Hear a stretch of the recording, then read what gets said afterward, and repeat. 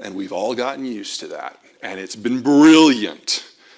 But you play that forward and we use more of it because we all love things that are free. This is where we source our electricity. That light blue wedge is natural gas.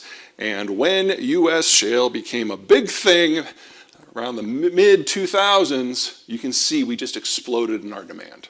We've expanded that demand by 50% in 12 years. All the free stuff we have found long-term uses for.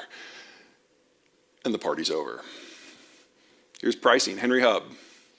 Everyone on the Gulf Coast, of course, knows what these are, hurricanes. Storm comes through, you have to shut down production. Storm goes by, you send your crews back out, you spend months repairing the damage until you get it all back online. But by 2009, shale production was providing the majority of our natural gas, and every single shale well is onshore. We don't care about the storms from an energy point of view any longer. At least not from a natural gas point of view. And there's that long stretch of $2 to $3 gas that we all thought was beautiful. Texans, of course, know what this spike is. That's last January when Texas got cold. It got down to 27. Oh. And this is what we're all about right now. 9-ish. Now. We have only now gotten back to the 50-year average for natural gas prices in the United States. And we're like, oh my God, it's the end of the world. You guys want to see what the Europeans and the Asians are about? Yeah. They've lost their baseload supplier. They're replacing it with marginal suppliers. This does not yet represent shortages. That's coming. Almost all metals processing and fertilizer fabrication in Europe has shut down at this point. Industry will shut down for the rest over the next 6 months probably. Natural gas is the primary input into nitrogen-based fertilizers. Europeans used to be the world's largest suppliers. They've just disappeared from the market completely. We have lost access to all three fertilizer types globally. Now in the United States, we get our potash from Canada. I don't have a lot of good things to say about Canada, but I'll say that. We are the world's largest supplier. I was there for 2 weeks. They kicked me out. Natural gas, we're the world's largest supplier. And even with at 9, we're the world's lowest cost producer. So we're fine on nitrogen. And phosphate, we primarily source within North America, and we get the balance from like Morocco and Israel, countries that I think are going to be broadly okay. We're okay here. Most of the rest of the world is not. Now, the question is, where's our new price band? If it's not going to be between 2 or 3, is 9 our new normal? Is it going higher? I think neither. Here's where we get our shale gas. Now, those bottom two, the blue and the orange, that's the Marcellus and the Utica. Those are plays that we go after specifically for the gas because it's situated between Chicago and New York City. And so they don't have too far to send it. Natural gas is what they need. That's what they produce on purpose. The next 3 are the Permian, the Eagle Ford, and the Bakken. Places where we're primarily after the oil. But I mean, check out the gray, that's the Permian. See how much that's expanded? And no one's drilling there for gas on purpose. That's byproduct.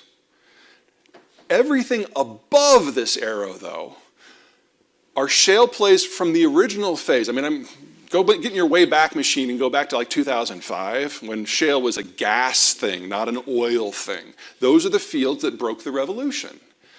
But then we figured out how to transform the technologies to go after liquids as opposed to gases. And we now have the shale revolution in its current form. What started last November is the shale guys are going back to the fields where it all started, places that haven't had a lot of attention in 10 years.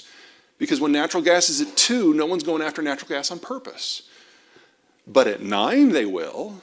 And we're now taking the oil technologies and back applying them to gas. And you should expect everything in that top third to explode. In fact, it's already increasing pretty dramatically. But it takes a little time. One more reason why the US shale is different. It's not 3 to 8 years to bring it online. It's 3 to 8 weeks. Or that's what it was back in 2019 before we had the everything in shortage economy. Workers, pipe, pumps. Now it's more like 3 to 8 months. It's been 8 months since November, and we're seeing output surge.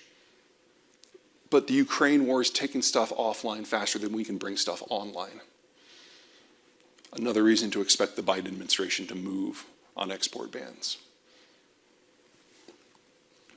All right, just because I haven't given you quite enough things to be worried about. As you get older, your net worth increases.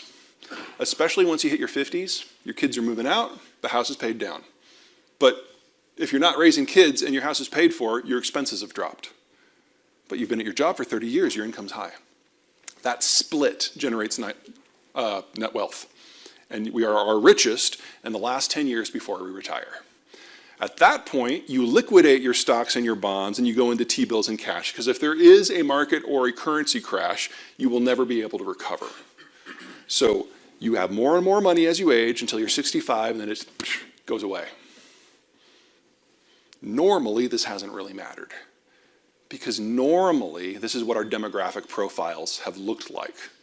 It's a standard pyramid. Children at the top, children at the bottom, retirees at the top, everyone else stacked up in between. And normally, the thin slice of 65-year-olds that retire, one, it's not a very big chunk of the population, so it's not a big deal. And two, there are more 64-year-olds below that and 63-year-olds below that, and so on. And it's the same percentage every year that step back.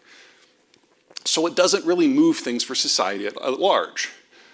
But starting in the late 1940s, the Americans made globalization possible, which meant instead of you in your own economy having to generate the steel and the computers and the aluminum and the food and the energy all by yourself, you could focus on the things you did well and sell them abroad at a premium and then import the other stuff that you didn't have. Everyone could play. And as we all specialized, our incomes went up, and we all moved into cities to take the manufacturing and the services jobs. When you live on the farm, you live differently. Kids are free labor, you have a whole bunch of them. When you move into the city, kids are really expensive, questionable habits. And adults aren't dumb. So we've gone in this country in the last century and a half from having 7 kids on average to 2.2, right? Here's where we are now because of that change in behavior. The baby boomers, the largest generation we have ever had, is on the verge of retirement. In fact, on average, our baby boomers retire in the 4th quarter of this year. Which means, for the last couple of years, we see this ever-increasing pace of transfer of assets.